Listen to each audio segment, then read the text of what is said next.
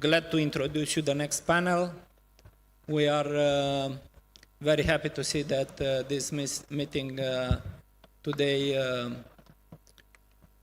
developed very well accordingly to the plan. So we have a big pressure to stay within the allocated time. That's why with no further prolongation, I would like to introduce you the panel of today. Panel Green Recovery and Green Energy. And I'm very happy to moderate this panel and have such a wonderful line-up of speakers today. And I will start with Mr. Gheorghe AGAFIŞEI, Head of Sustainability and Institutional Affairs, PPC Group Romania. Mr. Vitaliy RADCHENKO, Managing Partner and Head of the Energy and Climate Change at CMS Ukraine. Mr. Nicolas, CEO Engie Romania. Mr. Gheorghe CIUBOTARU, President Electroalfa International Romania. Mr. Eduard DUMITRAFTCU, President of the Romanian Association of Smart City. As you might be aware, we also have Minister Ivan in our panel. And unfortunately, due to a government meeting, he is planned to come. We will wait for him, and when he will come, we will invite him to introduce his speech. But we will start definitely and see whether he will be able to come. Now, there are many topics to be discussed in this context. Because we have here, this theme of Ukraine and what is happening, which is obviously a very wide subject. But we will focus now on green energy and green transition and how this idea is able to change and shape what it is to come in the future. That's why I will start by addressing 4 questions, which are the main theme of our discussion, and then invite each of our panelists to have a point on these themes. And obviously, I would like, while addressing these topics, to also introduce other ideas that they might find interest. So how can Ukraine reconstruction become a catalyst for a green transformation rather than a return to a pre-war carbon-intensive energy models? This will be one topic. The other topic will be around regulatory framework. What regulatory reforms are required to harmonize Ukrainian and EU energy policies, ensuring transparent markets, stable tariffs, and predictable conditions for renewable energy developers? The third question mark will be around how can public-private cooperation strengthen green recovery pathways, especially in areas such as grid modernization, digitalization, and cross-border energy connectivity. And the last one will be around the lessons should we learn from the Ukraine energy crisis and their rapid responses. So while having this question in mind, I would again ask each of the panelists maybe to bring new ideas, and I would be happy to have something like 5 to 7 minutes allocation for the first introductory speech. Then we will have some time for putting maybe other question and for a rapid Q&A. So I will start by Mr. Gheorghe AGAFIŞEI, if you allow me. And if I have to remind any of the topics, please feel free to ask me and I will do it.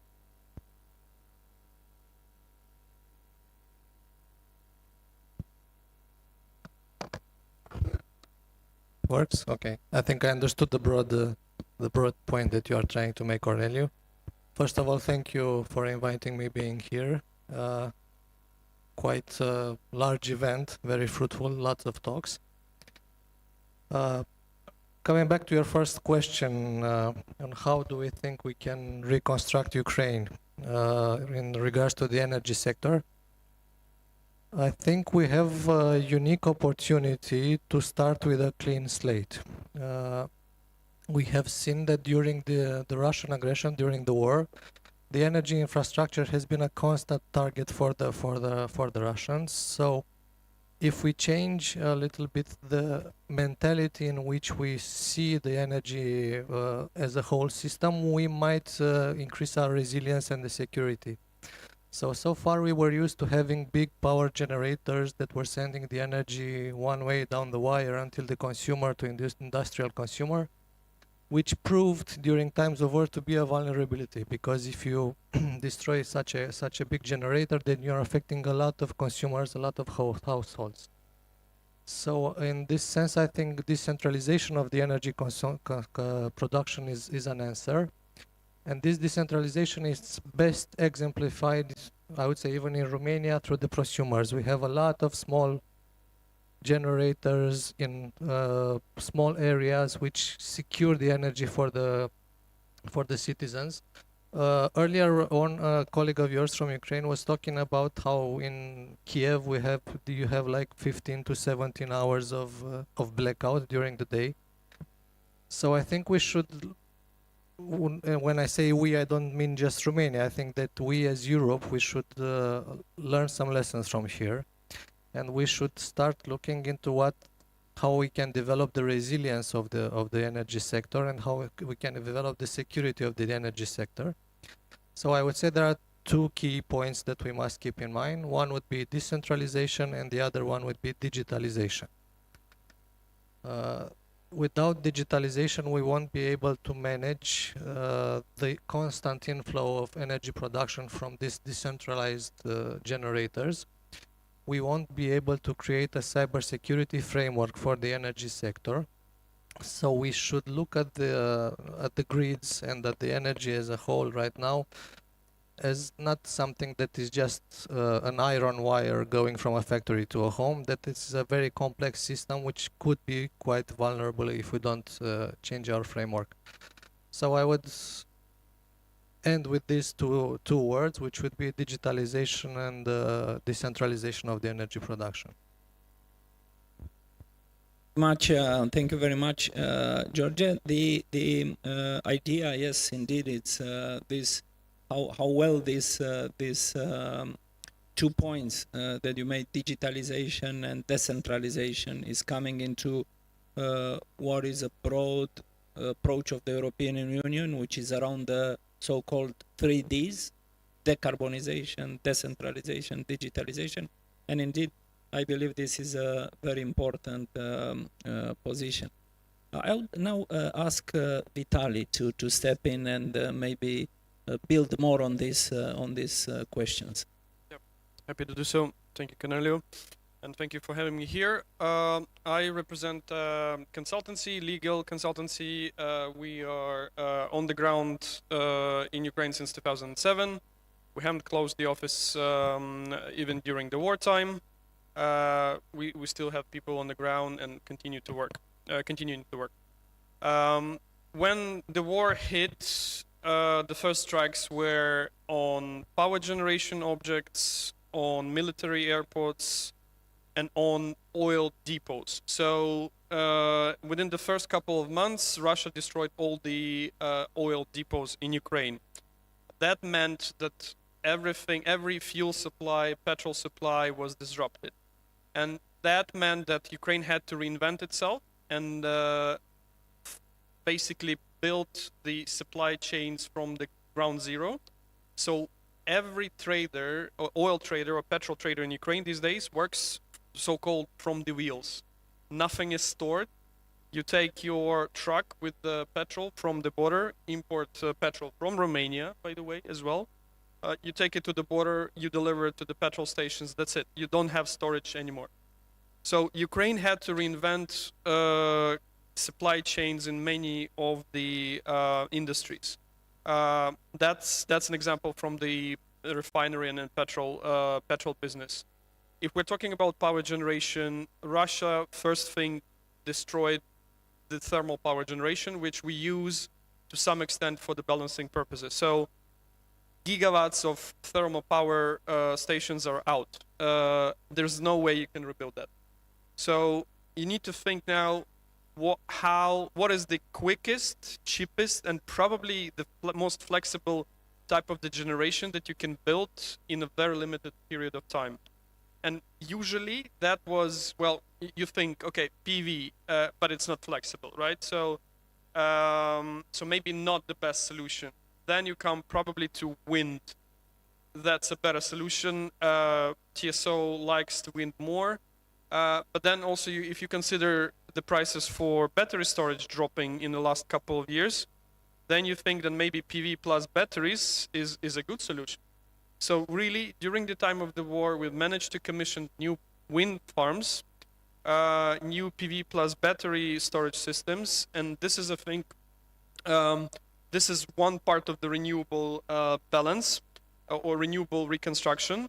But always the problem, not the problem, but it's the nature of the renewables that they still require balancing from time to time, right? So there's still the need to have a flexible part of the generation available, and that's why what already was mentioned today, Ukraine also adds to the system the small distributed gas-fired generation, which is gas piston plants or small turbines. That allows, first of all, and basically the logic is the power generation asset should cost less than the price of the missile. That because it, if you're small, if you are distributed, if you're located close to the village, not the big town, you don't have that much of the scale. It's more difficult to hit you, and you are much more flexible with your asset. So I think that was the thinking so far. Obviously, we need more investment. We need more investors like PPC, like Engie, and there were attempts from the French investors to invest into wind farms and storages before the war, and hopefully those attempts will continue to hit closer to the target. But yeah, there's no other way that we can rebuild the energy system. Nuclear, you won't build nuclear power station during the war. It will take you years, decades. Renewables and small-scale gas-fired generation, I guess, and batteries are the only ways to go, really. Very much, Vitaliy. You've said it so well that Ukraine energy sector had to reinvent itself.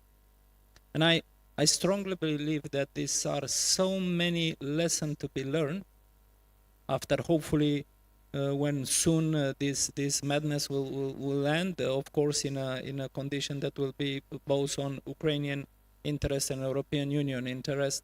But I believe then after that we have to sit, discuss, and there are so many lessons to be learned out of this resilience of the Ukrainian energy sector. I will now move to Nicolas, and above the questions that have been already addressed, as a representative of a very strong European energy group, also this aspect of how you see Ukraine from the point of view of regulation fitting better into the European Union structure. I think it's something which might be very valuable from you as a representative of such a strong company to be addressed. Thank you. Indeed, I think before answering your question, I think we have to learn a little bit about what has been done in Ukraine when it comes to this agility. And one of the key elements, obviously, is that energy and security are going hand in hand. So we need to be sure that we build a resilient system in order to be sure we've got the right maneuverability in order to adapt. And as Gheorghe has said, decentralization and digitalization will be key in this area. Now, coming back to your question about the regulation, I think we need obviously to have a clear framework when it comes to the market design. Okay, it is obvious. Obviously, technically speaking, we need to be sure that we can integrate in a smooth way these small decentralized assets. But I think part of the future will be also to be indented, because basically today, also for Europe, we are rediscovering a little bit how we can shape the future with these green assets. And I think a kind of takeaway linked to pragmatism will be also very important towards the EU regulation.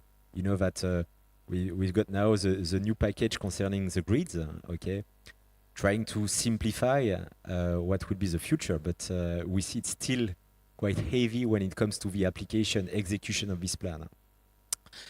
Maybe also two things to say about the fact that we clearly think at Engie that gas and power, or let's say molecules and electrons, have to be complementary, because part of the future will be linked to the intermittency of the assets coming from wind, solar.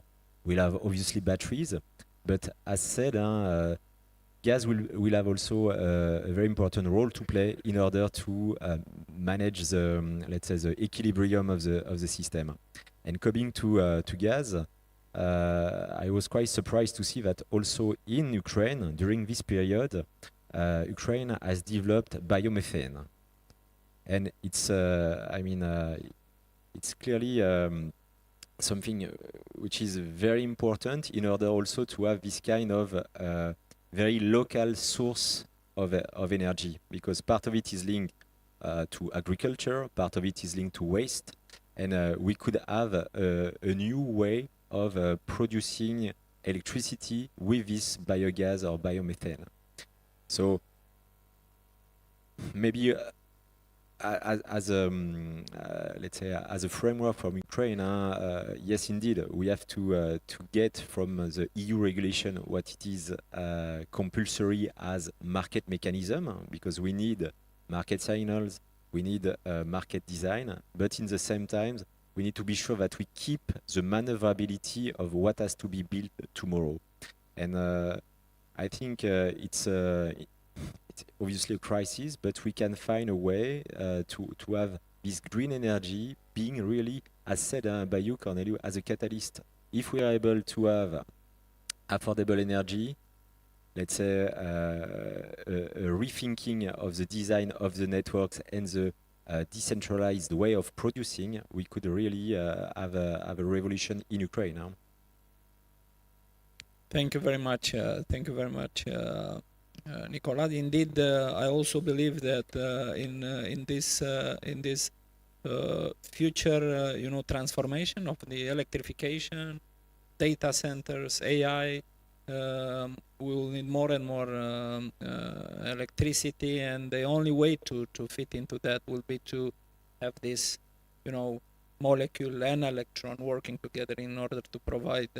We see now, I was reading today in Bloomberg the fact that more than that, due to the fact that we have this bottlenecking to turbine manufacturing, we are now coming back into more coal in order to be able to supply sufficient electricity. So I will turn back to Vitaliy, because he would like to add something. Obviously, regulatory is my thing, and right now, just yesterday, we were on a call with the Ministry of Energy as they prepare for the next round of EU negotiation and accession talks. So Ukraine really has a program of what we need to do, what kind of homework we need to do to match and meet all the European directives. So there's a legislative work being done, think tanks figuring out what gaps there are in the legislation. But also you have to remember that we already there. We already, first of all, synchronized with Europe in terms of electricity grid, which happened just before the war broke out. So we decoupled from Russia grid, and we fully synced with the European grid. We are running on the European frequency. There's a constant movement of electrons via the power grid, It's limited capacity, and perhaps I think there's always the need to be more interconnected, not only between Ukraine and Europe, but also between some of the European countries, as we have seen this summer, could go blackout as well. So the more interconnection we have to Europe, the more resilient we will be. But also in some moments, if we are, if we are left alone by Russia, if we have a peace deal in place, there are many instances where Ukraine actually exports electricity to neighboring countries in the EU and actually moves their markets. The market in Hungary moves because of the electricity that Ukraine exports to Hungary in the times that we can. In terms of gas, we're using European standards for trade on the border. Engie has an office in Ukraine. Engie stored gas in Ukraine because they are trading gas, they're trading electricity, and so many other European companies. So there's already the trade that's going on the border. There's already gas going in and out of Ukraine from Europe, and so is electricity. We physically are there, legally, regulatory. There's significant homework for Ukraine to be done, but again, European Commission guides us, and we are doing our homework. So there's so much to do, but this is the only path that we're considering worth taking. Great, thank you very much. So we're all looking now into what is going to turn in this big reconstruction of Ukraine and how we could, put more support and evidently, also do business into, rebuild the infrastructure there. And that's bring me a perfect occasion to introduce my fellow panelists and my friend Gheorghe CIUBOTARU, where I would like to say something before. He's an industrialist, and I can tell you that because I visited his factory and I was really very impressed on the capabilities they have there, on the seriosity that this entrepreneur's family built this real industrial site. And I will address the question also to Gheorghe CIUBOTARU related to how they feel this opportunity into producing equipment and participating into the Ukraine reconstruction, and what's the plans around this. Bună ziua. Hello, ladies and gentlemen. Thank you, Cornel, for this very beautiful introduction that I heard from you.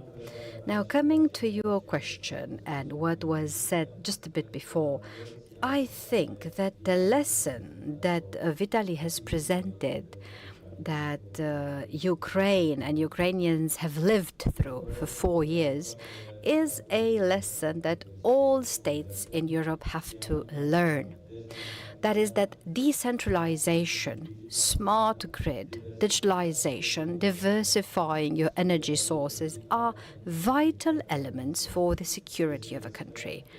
It is absolutely important that instead of a plant of 1,000 gigawatts to have maybe 10 or 20 of 100 gigawatts, and instead of one source of fuel or gas or oil, crude oil, maybe coal as well, to have renewable as well, because it helps a lot. You no longer depend on a logistic chain on this, and as Vitaliy said, together with storage or other sources of adjusting the system and system services, you can get to an energy system that really copes a lot better and more efficiently in crises than now it happened in Ukraine. Now, on your second question with respect to what Ukraine has lived through these 4 years and rebuilding Ukraine, I can confess that in the past 3 years, Electroalfa has had business relations in Ukraine in the sense that we've delivered equipment to the energy system in Ukraine. And I can say without any false modesty that we've delivered 3 large capacity trafo points that brought energy to about 5 million inhabitants. We continue to stand on the Ukrainian market. We stand with Ukrainians and we deliver equipment as we speak. Now, on the experience that we have an expertise as builders of electrical equipment, we are discussing with companies in Ukraine in this respect. But let me add two important aspects. I invite Ukrainian companies to Electroalfa and to use the Ukrainian expertise in Electroalfa and the know-how that Electroalfa has. And we also have the openness to go to Ukraine and alongside partners in Ukraine to build equipment at the level of the EU standards, including SF63, also including our expertise regarding renewables and so on. The fact that Electroalfa is at the border with Ukraine, we are 60 kilometers from the border with Ukraine, is a good opportunity to invite other partners from other countries that want to help Ukraine in the rebuilding and to use the advantage of the presence of Electroalfa, a company with a business of about 200 million euro and 1,400 people, to represent them in their relation with Ukraine if it's difficult for them to move workforce. But we can use the workforce for the commissioning also from Electroalfa. So that's it from me for now. The invitation, Vitaliy, is quite a real one. We were in Ukraine, we stand with Ukraine, and we currently have deliveries to Ukraine. I invite specialists from Ukraine to invest alongside Electroalfa, and I am very interested as well to go to Ukraine alongside similar profile companies, and we can share from our know-how and be a partner there that really builds locally. That's it for me so far. Thank you. Very much, Gelu. I'm pretty sure that the reconstruction of Ukraine is going to become a great development and business opportunity for your company. I will now, last but not least, turn to a very specific and important subject to Mr. Eduard DUMITRATCU, where, of course, I invite Mr. DUMITRATCU to answer to the same questions, but also with a twist, maybe look more into what is the role of the urbanization of the urban, reconstruction and transportation and the impact, that connection between smart cities, smart transportation, digitalization, and what it is to be the project of reconstruction of Ukraine. Hello everyone. Thank you for the questions, Mr. BODEA. Thank you for invitation. A big thank you and congratulations to New Strategy Center for this event. And also, with your permission, I will switch to Romanian because the majority of our audience is Romanian. Mulțumesc frumos încă o dată pentru invitație.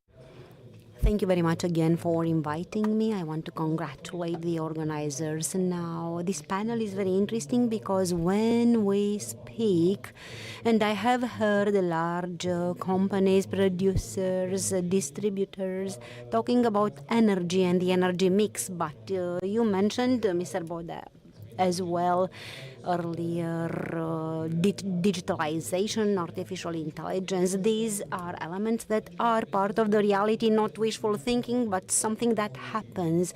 So we need to understand that this energy mix is also an opportunity, and please excuse my cynicism because it's not about that. Ukraine has a huge opportunity now in this reconstruction to do things right and invest in the best technologies. And here I want to give you the example of Romania in the 90s when we invested in telecom. This is why Romania has today very good, very cheap, competitive telecom services, because at that time we had the latest technologies available in the market. So if Ukraine looks at technology and community. And I'm getting to your question now, Mr. Boda. Ukraine then stands a historical chance to have maybe one of the best performing energy systems in Europe. We are here, we are trying to help with our expertise, of course, focused on certain competencies and skills, artificial intelligence, and the things we know how to do and how to coordinate. But we need to know how important communities are, how important cities are, because these efforts will not happen in isolation on a mountain peak. So when we speak of transport, urban regeneration, when we speak of technologies, we need these smart energy, smart city projects, define them as we want, but they need to be rightfully integrated with the local authorities. A few years ago, I had the chance to be in Kiev, in Ukraine, with Mr. Klitschko, the mayor of Kiev. People do not underestimate the power of innovation of Ukraine. They are champions of innovation, and you will see that they will emerge stronger from this situation. They innovate hugely, and something I loved, they are very passionate of technology, and we are going to see that in the field of energy as well. So if we understand that we have this mix we talked about today, if we understand that there is appetite for innovation, if we understand what we can learn from our examples in Romania, because in the past 35 years we've done pretty much everything, we have tried everything, we have learned from our mistakes, we tried PPPs and so on. So we have models that can be exported and can help them make informed decisions so that they do not repeat our mistakes. They no longer have that time. We could afford to extend many projects for many years, but I believe Ukraine may learn from our experience. They may also learn from our legislation, and this is the last point I want to touch. If we speak of Ukraine's reconstruction and smart energy, energy mix, artificial intelligence, and a lot of money to be spent according to procedures, if we speak of Ukraine, which is during an accession process that will mean very complex legislation in the next years.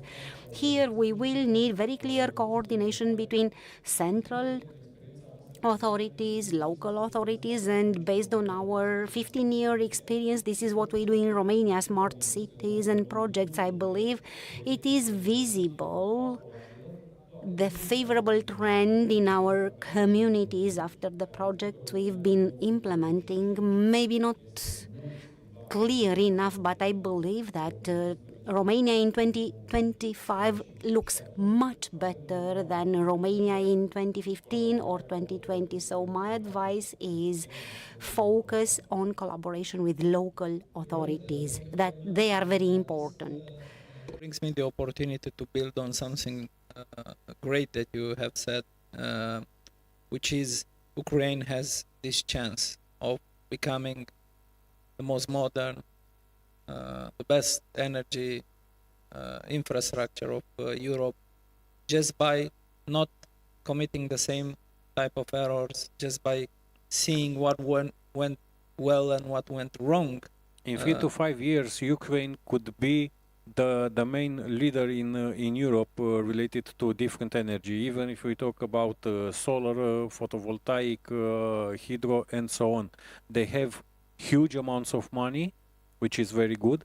They have access to the best technologies. Great, and this brings me this opportunity to ask this question to the other panelists. And obviously I will start from there with Nicolas.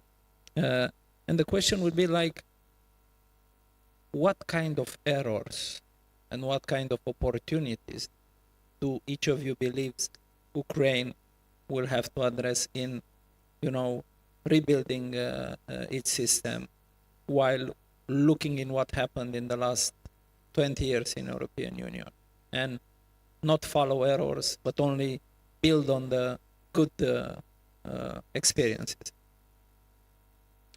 Okay, good question, but I think you're right. The example of Romania when it comes to telco was a very good one, because Ukraine can make a shortcut with this crisis, trying to adapt with a lot of new technologies.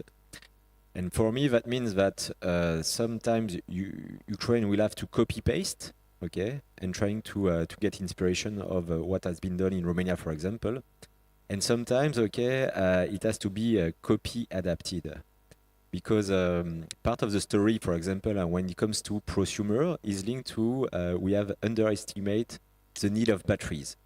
So, for example, when you want to be very decentralized, you have to think to two main issues: how you will size your electricity networks, and trying to have this kind of island type of let's say of thinking, and second topic will be batteries at home, but also batteries for the network. And here I think indeed we can learn a little bit from examples in Europe, in order not to reproduce, let's say, the mistakes we have witnesses over there. Another important topic will be also energy efficiency, because part of the reconstruction will be also linked to how buildings, how people will consume. So energy efficiency will be a key topic, and once again, shortcuts can be done in order to have the proper way to assess the consumption of tomorrow. And obviously, the last point will be, okay, how much this let's say power or gas system will be maneuverable for the future, because we do not know how let's say consumption will evolve. The rhythm of electrification, for example, for transport will take time, and we have to have the maneuverability of adapting the consumption. That's why digitalization will be key, because part of the future will be clearly with this demand response type of business. So we have to match how the evolution of the demands will impact the way we produce and the way we transport / distribute the energy in the future. Great, thank you very much. Please, your turn. Okay. I believe that besides what has been said earlier, digitalization, diversification, smart grid, cybersecurity is equally important for all grids, not only in Ukraine. Here we are talking calmly, quietly, because there is no external risk. In Ukraine today, the recommissioning of their energy system is a vital priority. So I think for the first time, the priority is to reconstruct, to rebuild the energy system. In parallel, there will be this analysis to diversify energy sources. Prosumers are a solution, and renewables may be a solution for prosumers, but a limited solution, because it covers the household consumption, not the industrial consumption, but they may be an important solution initially. In parallel with the reconstruction of the current energy system, we need to analyze this diversification, cybersecurity options. They are crucial. There is a lot of experience in Europe and elsewhere in countries that want to support Ukraine and will support Ukraine. In other words, the expertise in more advanced countries, I suggest, is vital for Ukraine, because time is not on Ukraine's or on Ukrainians' side right now. They need to rebuild their energy infrastructure, and in parallel, the other matter that requires time, solutions, and money. And here you can use the expertise of other countries which are much more advanced.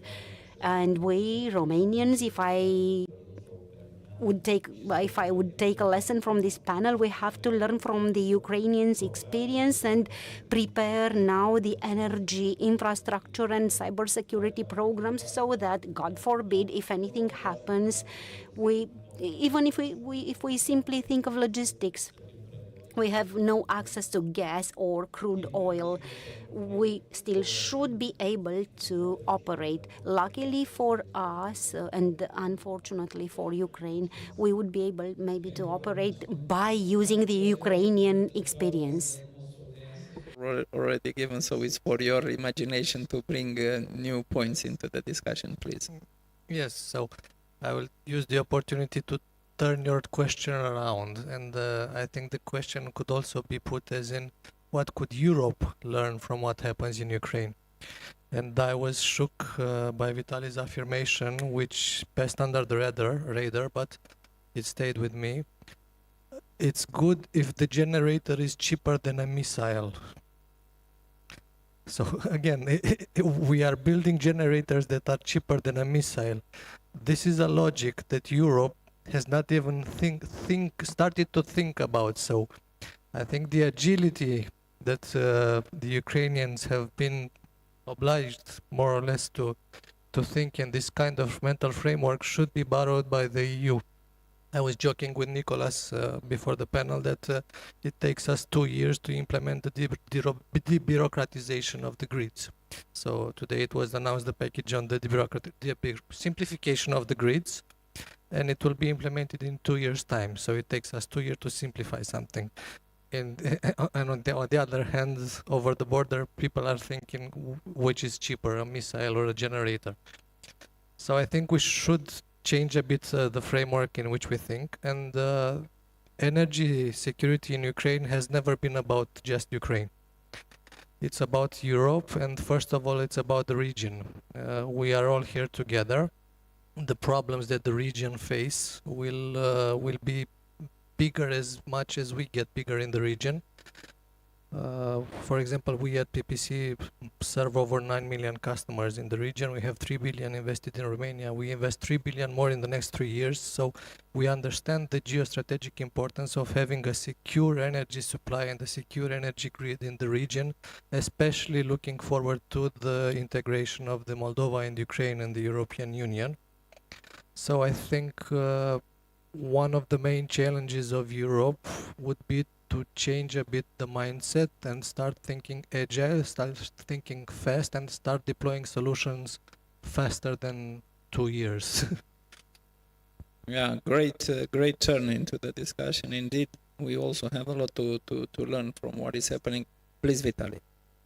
I mean, I think whatever Europe has, we will have it.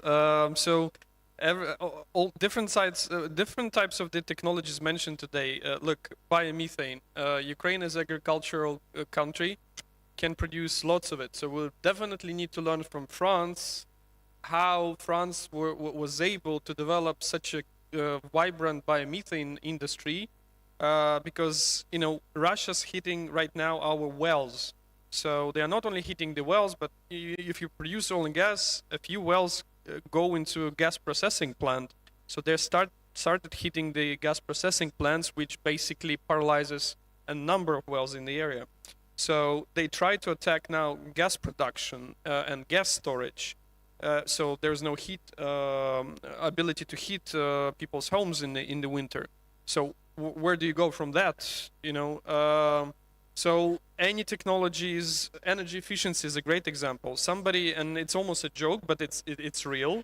So Ukraine's potential for energy efficiency in terms of megawatt hour that can be saved by energy efficiency measures is equal to the Spain's annual consumption of electricity.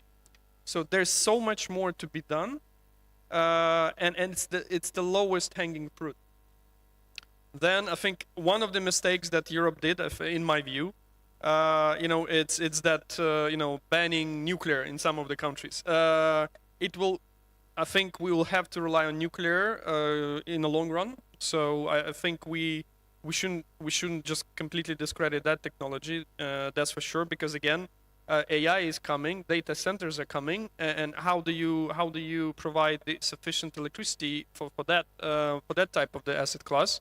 That renewables alone, I'm afraid, will not be sufficient. So I think we have a lot of lessons to learn from Europe.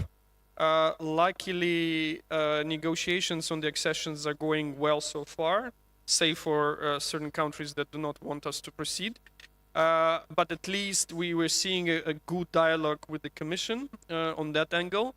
And I'm really hopeful that, at least with some derogations, with some kind of transition periods, we'll be able to meet the European standard for energy sector. But also, I think we'll bring something new, that this resilience that we have. You never thought about physical protection measures on your substations. Now you should, because we were first to develop this technology that we don't need the internet coverage or cell tower coverage to actually hit with the drone the target that we want, and in live, having a video feed from that drone live. Now Russians are picking up on it, and the problem is then you cannot hide from the drone, which is remotely controlled. The only solution is the physical protection. So substations, power stations, Europe will need to think about it soon. And you hear all those alerts coming up in the airports around the Baltic Sea from unknown drones flying into the area. I'm afraid, but this will continue, and need to be prepared for all of that. Great, thank you very much. And I'm so happy to first of all thanking all the panelists, thanking the organizers, and I'm also very happy because we managed to stay within the allocated time. That has been a conference with so much discipline in respecting time. Probably it has to do with the place we are, with a lot of military officials in the room. So I would also be like, closing here, because we are exactly in time, and thanking again to the organizer, not before announcing the next panel, which is completely different topic, but very interesting. I would stay in to listen. Russia-Ukraine drone war, innovation on the front lines and beyond. What can we learn from our defense? So a lot of things to be learned. Thank you very much, and I wish the conference a fruitful continuation. Thank you.